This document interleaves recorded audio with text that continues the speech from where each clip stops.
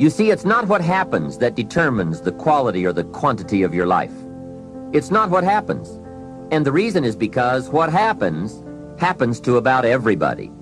The sun went down on all of us last night. A common event. And I found out the same things can happen to two different people, but one gets rich and the other stays poor. Why is that? It's because it's not what happens, but rather, it's what you do about it. That is an important phrase for your written and mental notes. It's not what happens. It's what you do that makes the difference in how your life works out. What happens is about the same for everybody. It's what people do that makes the difference. Anything can happen, right? I've heard all of the stories. Hey, I've been one of the stories. We could all tell stories for days on end. Anything can happen. Have you heard of Murphy's Laws? Surely you have. Murph had these laws. One of the laws was, if anything can go wrong, it will. That's one of Murphy's laws. Anything can happen. People succeed, some people do, some people don't. And I think it more comes down to how do we manage our mind and how do we manage our days?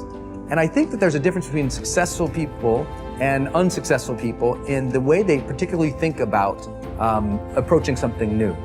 You know, I think unsuccessful people, when they have a big dream and they start thinking about what's going to be required to accomplish that dream, they get very limiting in their beliefs about themselves and what's possible. And specifically, they say three types of things. You know, the first thing they often say is, well, I don't know how to do that. So they stop. They say, I don't have those things. So they stop. Or they say, I don't know, I'm not like those people. I'm not like that. And so they stop. But successful people have a different way. They have the same thing. Everybody dreams. You dream, I dream, successful people dream, people just starting out. Everybody dreams. Everyone has a vision. Everyone, if they could just take 5 minutes today and think about their lives, we could all come up with ways to improve our lives and reach another level of success, joy, happiness, achievement, contribution, fulfillment, soul. We can all elevate. But the challenge is that the unsuccessful people, they keep stopping when they think of what they currently know, have, or are. But successful people say, well, I want to do that, but I don't know how to do that. But instead of stopping, they say, well then, my job is to go learn that.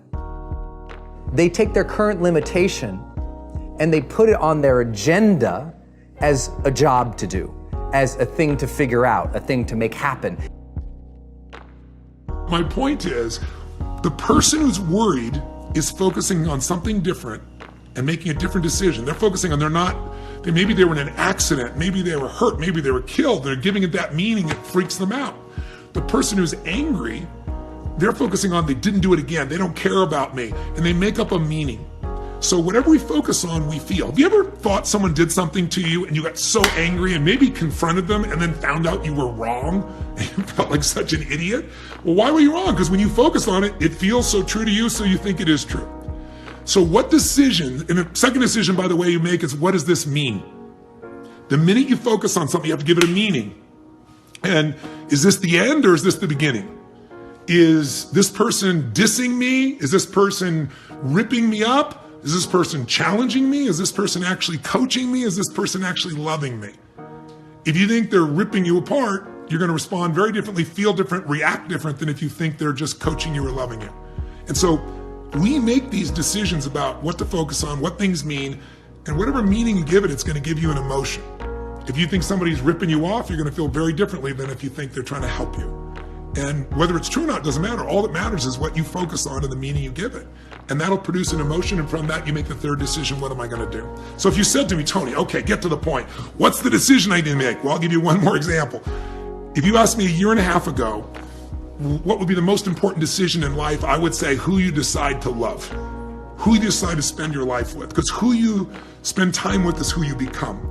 And in my case with my wife, my Bonnie Pearl, my Sage, she's somewhere around. I'm not doing this to make her feel good. She's the most important decision I ever made in that area. But today, my wife and I both agree there's a decision that's even more important than that. Because your husband or wife could die, God forbid.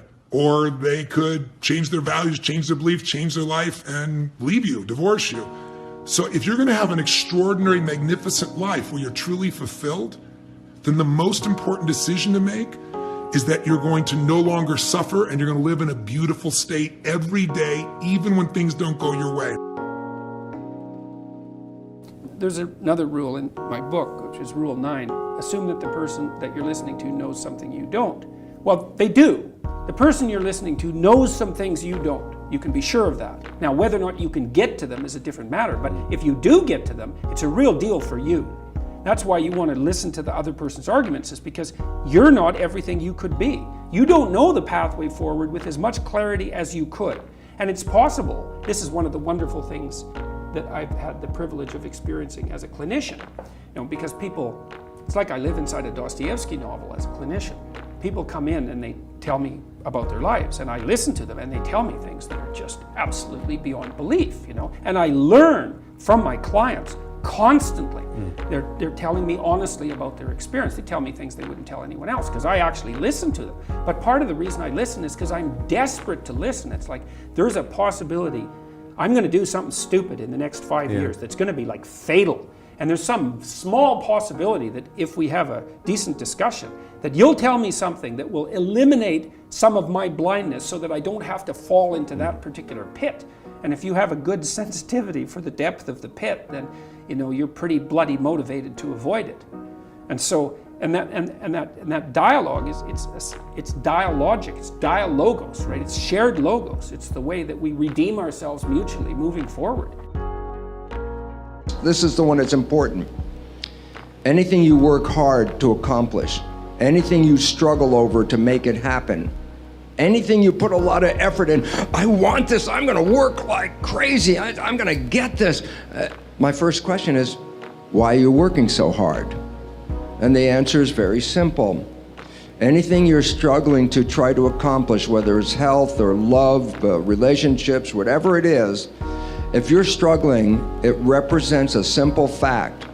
Your subconscious programming doesn't support that conclusion. So the fact is, what are my programs? Look at your struggle. And wherever you're struggling, the struggle is not because the universe won't provide for you. The struggle is an internal job. The struggle is you're trying to overcome previous programming that prevents you to go to that destination. So the wonderful part about this understanding is you don't have to review your life. You can look right now at this one moment, just look in your head and say, what are the things that I keep trying to get and they seem to be elusive? I can't get them, they're always out of reach. I say, the universe is not holding back. It's your... Whatever it is, we all have these excuses. And I call all of these things that we hang on to and use to keep ourselves from reaching these higher places in our lives, the wake. I call it the wake. And the wake is comes from a story that I heard Alan Watts tell one time, and it was a very powerful story. He said, your life is like a boat, and it's heading up the river at, say, 40 knots. Right? And as it's going, you are somehow able to metaphorically stand on the stern, the back of the boat, and look down into the water. Now there goes your life in this direction, and you're standing here and you're looking down into the water. And you ask yourself these three questions. The first question, what is the wake? What is it? What is this thing that you see? And the answer, the wake is the trail that is left behind. That's what it is. Nothing more, nothing less. It's the trail that is left behind. Second question to ask yourself in this little metaphor, what's driving the boat? What's making this thing go in this direction? The answer, the present moment energy that's being generated by the engine, and nothing more. That's the only thing that's making the boat go in this direction. And in this little scene, this means it's the present moment thoughts that I have and how I am using them that is making my life go in this direction, and nothing more.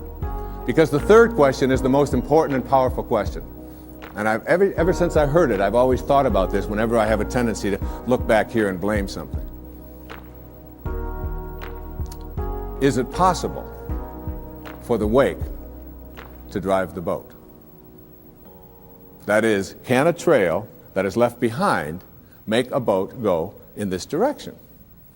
And of course the answer to that is no, it can't. It's just a trail that is left behind. And in that trail, there are an enormous number of things, and every one of us has a wake.